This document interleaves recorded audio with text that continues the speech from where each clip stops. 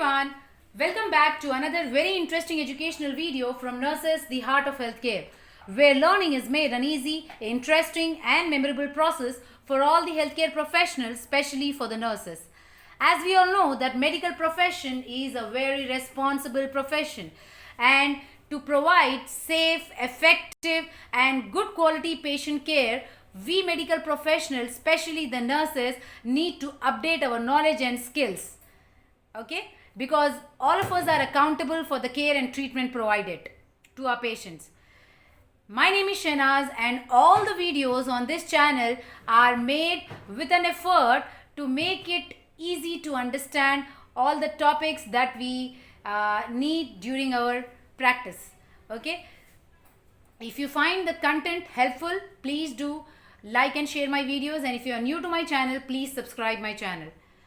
In this video, we are going to deal with one of the very interesting topic, one of the most common kind of arrhythmia, that is SVT, supraventricular tachycardia.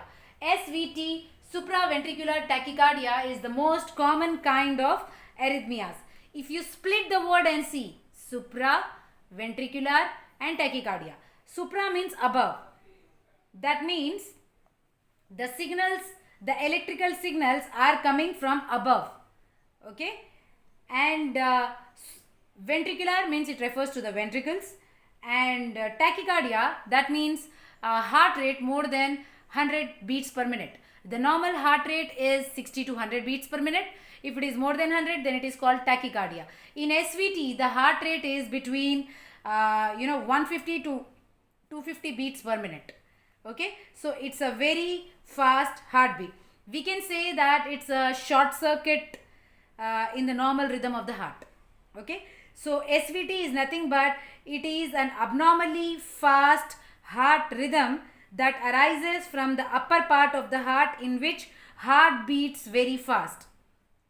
Okay, so it is an abnormally fast heartbeat. Okay, and it is a narrow complex tachycardia. It is a narrow complex tachycardia where the atrial activity is either absent or intermittently present. SVT, it's very important for all the medical professionals, especially the nurses who are working in emergency department and ICU, especially the cardiac ICU. They need to understand this. Okay, because it is the most common kind of arrhythmia that we come across, and we should know how to handle it. Okay, it is not life threatening, but sometimes it may require treatment. Okay, then how that short circuit is happening in SVT, to understand that, before, let us revise the normal cardiac conduction system of the heart that we have learned in our first year. Yes, the conduction pathway, the normal conduction of the heart. So as we all know that electrical signals of the heart, it starts in the SA node. This is SA node. Okay, that is sino-arterial node, which is also called the anatomical node, or the primary pacemaker, or the natural pacemaker of the heart, SA node. Okay, and it is located between the junction of the superior vena cava and right atrium. Here it is. Okay, so the electrical signals of the heart, it starts in the SA node. Fine, and then each stimulus, it passes through the myocardial cells of the atria, creating a wave of contraction which spreads rapidly through both the atrias, right atrium as well as left atrium, which causes atrial contraction. Okay, so the electrical signals that passes from the SA node, it passes throughout the atria, right atria and the left atria, and it causes atrial contraction, that is nothing but the atrial depolarization, which produces P wave on the ECG. Okay, and this electrical stimulus from the SA node, it eventually reaches the AV node, and it is delayed briefly so that the contracting atria have enough time to pump all the blood into the ventricles. So this atrial contraction, what happens? All the blood from the atrium, it is pumped into the ventricles. Okay, that means the atria gets empty, and once all the blood from the atria is emptied into the ventricles, there are valves between the atria and the ventricles. These valves get closed. Okay, these valves get closed, and then these electrical signals which passes from the SA node throughout the atria, then to the AV node, then it passes throughout the ventricles. Okay, so the five main elements in the conduction system of the heart that we should remember is SA node, that is sinoarterial node, AV node, that is atrioventricular node, and then bundle of His, and then bundle branches, right bundle branch and left bundle branch, and the Purkinje fibers. Okay, this is the pathway. These are the five elements of the normal conduction of the heart. Okay, so what happens? The electrical, in normal conduction of the heart, the electrical signals from the SA node, it passes throughout the atrium, okay, which causes atrial contraction. The blood is emptied from the atria to the ventricles, and then it reaches the AV node, and then from the AV node it passes to the bundle of His, to the bundle branches, left bundle branch and right bundle branch, and then throughout the ventricle, which causes ventricular contraction, okay, which produces QRS complex on the ECG, okay, and then ventricular contraction. Yeah, okay, so this is how heart beats. Okay, this is how the entire process is kept on repeated, and how the heart beats. Then what happens is, normally the electrical signals in the heart, they can go only in one direction, from the atria to the ventricles. The electrical signals does not go from ventricles to the atria. It starts from SA node and travels throughout the atria, reaches the AV node, and then travels throughout the ventricles. Okay, it does not go back from ventricles to the atria. It is only one way street. Okay, but in SVT what happens is, the electrical signals, they re-enter the atria from the ventricles.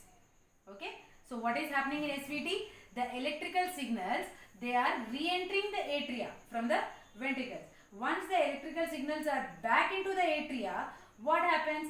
They travel back to the AV node again, and then again the ventricles contract. Okay, that means back to back the ventricles are contracting. There is no time for the atria to contract. Okay, so what happens? There is an electrical loop without an endpoint, which results in a fast, narrow, complex tachycardia. Okay, SVT is generally not life-threatening, guys.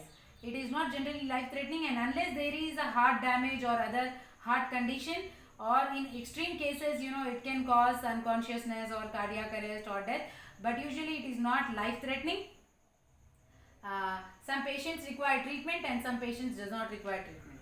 Okay, you will also come across a word called paroxysmal SVT. Okay, paroxysmal means time to time. Paroxysmal SVT is nothing but the SVT that reoccurs and remains in the same patient over a period of time. Okay, in between which there is normal sinus rhythm. Okay, and it begins and ends on its own. Okay, and it is most common among the younger people. Okay, now what is the cause of SVT? The cause of SVT is nothing but the abnormal electrical impulses that start suddenly in the upper chambers of the heart. Okay, it's a short circuit. This is the normal conduction pathway. If there is a short circuit in this pathway, then what happens? The impulses that start suddenly in the upper chambers of the heart, and these impulses override the heart's normal natural rhythm. Okay, so it's usually you can say it as a short circuit in the electrical system of the heart, which causes spontaneous impulses. SVT, it causes narrow complex tachycardia, but you should also remember that in some cases it can cause broad complex tachycardia too, but will not go much deep in that. Okay, so it can sometimes cause broad complex tachycardia too, but mostly SVT, it causes narrow complex tachycardia. Narrow complex tachycardia means what? QRS complex is narrow. Okay, the normal QRS complex.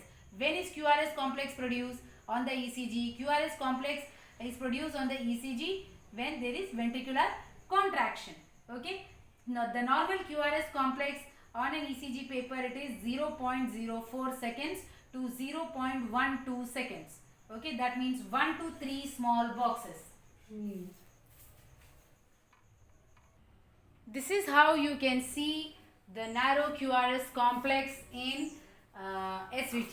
Okay, so this is how the ECG appears.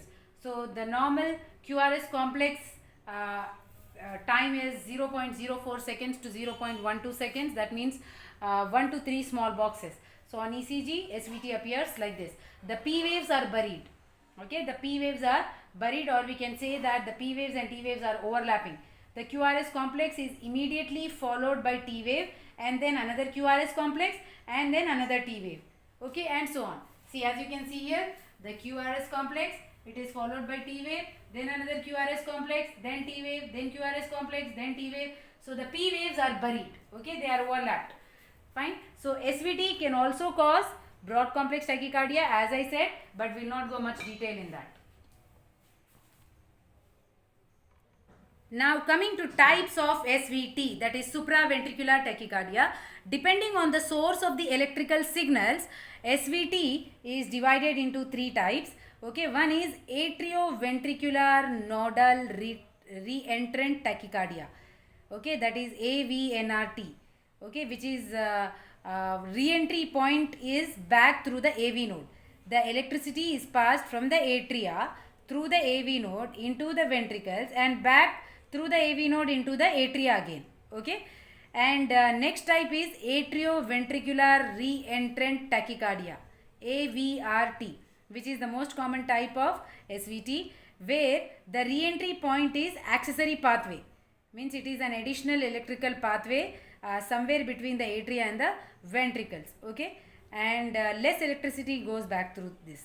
Okay, and next one is, you will also come across Wolff-Parkinson's White syndrome sometimes. Okay, we should be aware of this. That is having an extra electrical pathway in the heart. That is called Wolff-Parkinson's White syndrome. Okay, so it may or may not cause symptoms. Then next is atrial tachycardia.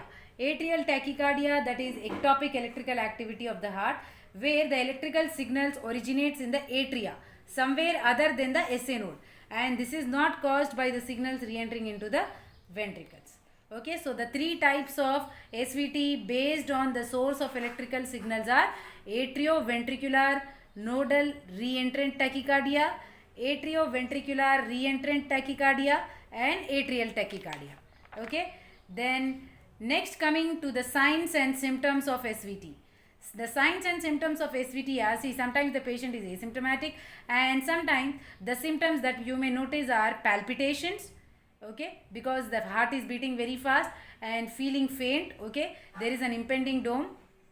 Okay, the patient will feel as though they will die, like that. Okay, then sweating, shortness of breath, and chest pain. So these are some of the signs and symptoms that the patient with SVT may have. Next very important thing is how to manage SVT. Okay, so this question even I was asked in one of the interview, that you are in an emergency department and you connected, the patient came with a complaint of chest pain, you connected the patient to a monitor and you see the rhythm as SVT, supraventricular tachycardia. Now what you will do? How will you manage it? Okay, so this question even I was asked, so we must be aware of this, the management of SVT. See, the management of SVT, we can divide it into two ways. One is management of SVT in stable patients, management of SVT in unstable patients. See, management of SVT in stable patient or unstable patient, whatever it is, patient should be kept on continuous ECG monitoring. That is very important. Okay, so SVT in a stable patient, we can manage by vagal maneuvers. Okay, step by step we can do. One is we can try to manage it with vagal maneuver. The two vagal maneuvers that can be used to revert SVT, one is Valsalva maneuver, okay, and the other one is carotid sinus massage. Valsalva maneuver is a breathing technique. Okay, it is we can say a modified Valsalva maneuver. It's a breathing technique which is quick and non-invasive method to revert SVT. Okay, that means forced expiration against a closed glottis. Okay, it's an act of vagal nerve stimulation, where we are stimulating the vagal nerve to slow down the heart rate. To do Valsalva maneuver, what the patient need to do is take a deep breath and hold it in the hold it by closing the glottis, and start as though you are going to cough. Okay, and then push with your belly area as if the patient is going to strain for the bowel movement. Okay, so it's like blowing hard against the resistance. Okay, so like for example, as you can see there, blowing in a plastic syringe. Okay, so this is nothing but the Valsalva maneuver, and this is performed to increase the intrathoracic pressure, leading to a reduction in the preload of the heart. Okay, to reduce the heart rate. The next vagal maneuver that can be used as a first line or choice of treatment for SVT in hemodynamically stable patient is carotid sinus massage. Okay, this to stimulate the vagus nerve. Okay, to stimulate the vagus nerve, and to do this, the patient's neck is extended. The patient will be lying down in a supine position, and the patient's neck will be extended. And the head will be turned away from the side being massaged. Okay, and only one side or only one side should be massaged at a time, and pressure should not be it should not be too hard. Okay, at the angle of the jaw in a gentle circular motion, we need to massage for about 5 to 10 seconds. Okay, first we can do the right carotid sinus massage. Okay, and if that is not proving effective, then we can try for left carotid sinus massage for about 5 to 10 seconds. Okay, and the carotid sinus is between the angle of the mandible and the superior border of the thyroid cartilage. Okay, so these vagal maneuvers are widely used for the termination of SVT, as this will stimulate the vagus nerve, which reduces the heart rate, which is mediated by the vagus nerve. And if this does not work, then we can go for the wonder drug adenosine. Okay, adenosine, which is it's a very wonderful drug. It is class 5 anti-arrhythmic agent. Okay, so when the adenosine is used to cardiovert an abnormal rhythm, it is normal for the heart to enter into ventricular asystole for few seconds. So that we need to know. This is not like any other drug. We need to know how to administer it. Okay, it's a very interesting technique, because adenosine is the primary drug used in the treatment of stable narrow complex SVT. Okay, and what it does is it slows the cardiac conduction primarily through the AV node, and it interrupts the AV node or accessory pathway in SVT and resets back it to the normal sinus rhythm. Okay, the half-life of adenosine is less than 10 seconds. That is the reason the half-life of adenosine is less than 10 seconds. That means it is going to be very quickly metabolized. Okay, and it will stop having action. So that's the reason it should be given as a rapid IV bolus through a large bore cannula. Okay, one large bore cannula should be placed in the antecubital fossa.